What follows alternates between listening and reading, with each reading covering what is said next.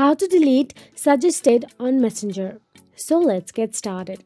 Firstly, open the Messenger app on your mobile device and make sure you are logged into your Messenger account. Once logged in, all you have to do is tap on the three dashboard option available in the top left corner of your screen. Now tap on the gear icon or settings icon in the top right corner.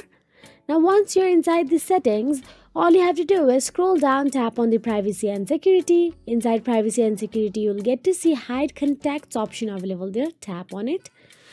Now tap on the add option available in the top right corner of your screen and search for the person or suggested account you want to delete.